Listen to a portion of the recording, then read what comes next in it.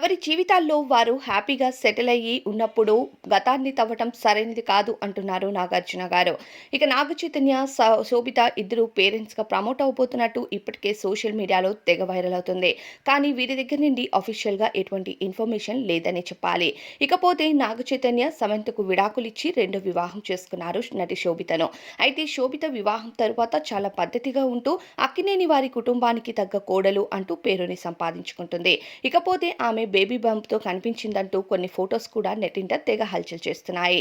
ఇక సమంతతో నాగచైతన్యకు విడాకులు జరిగినా సరే ఎప్పటికప్పుడు సమంత, నాగచైతన్య పేరు మాత్రం సోషల్ మీడియాలో హాట్ టాపిక్ గానే ఉంటుంది.